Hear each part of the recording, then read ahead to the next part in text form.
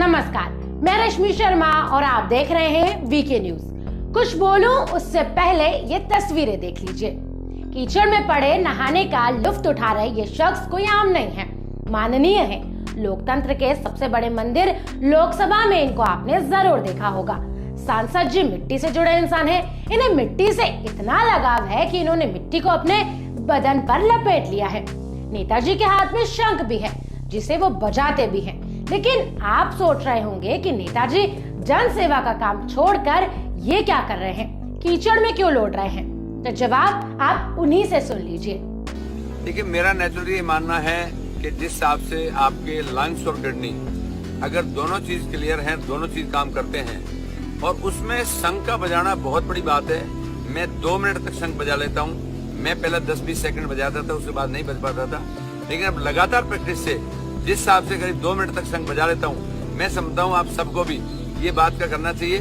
मैंने पहले भी जिस दिन कोरोना शुरू हुआ था 22 तारीख को मैंने अपना एक वीडियो डाला था और उसमें कहा था कि अपनी इम्यूनिटी को बढ़ाइए। इम्यूनिटी दवाई खाने से नहीं आती, आपको नेचुरलिटी से इम्यूनिटी मिलेगी।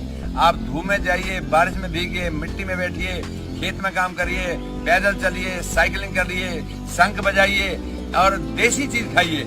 इन सब चीजों से इम्यूनिटी बढ़ती है।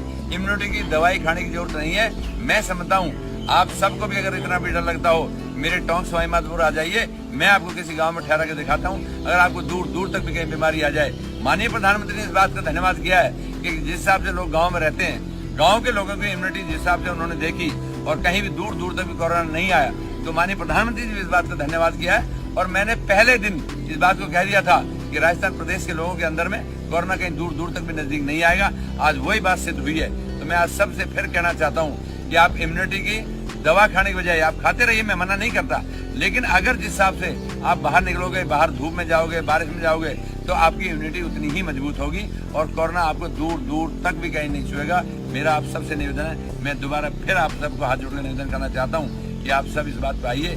मैंने पहले एक दिन अग्नि के बीच में बैठ के एक वो आपके सामने अपने वो दिखाया था कि आप ऐसे भी करिए। आज मैंने धूप में चल के भी दिखाया, ट्यूबवेल के नीचे नहाते हुए भी दिखाया, मैंने आज इसमें भी दिखाया बारिश में भीगते हुए। तो मैं सब चीजें नेचुरली लीजिए और इसका मजा ही कुछ और है। तो सुना आपने, नेताजी अपनी इम्यूनिटी बूस्ट करा रहे हैं। विज्ञान की किसी किताब में ये नुस्खा आपको मिलेगा नहीं। करोड़ों रुपए का ज्ञान नेताजी बड़ी ही सहजता से मुफ्त में दे रहे हैं, ले लीजिए। और इनका बड़प्पन है कि ये सिर्फ ज्ञान ही नहीं दे रहे बल्कि इसे करके भी दिखा रहे हैं। आसान काम नहीं है ये, लेकिन नेताजी अपनी जनता के लिए कीचड़ में भी उतरने को लिए तैयार है। अब इनका परिचय भी जान लीजिए। आप राजस्थान के टोंक से सांसद हैं। बीजेपी के टिकट पर चुनाव जीतकर ये संसद पहुंचे हैं। नाम है सुखबीर सिंह जौनपुरिया। सुखबीर सिंह जौनपुर साहब साल 2005 से 2009 तक हरियाणा विधानसभा के सदस्य भी रह चुके हैं। वो मई 2014 में 16वीं लोकसभा के सदस्य चुने गए थे। इस दौरान उन्होंने क्रिकेटर मोहम्मद अजहरुद्दीन को चुनाव में हराया था।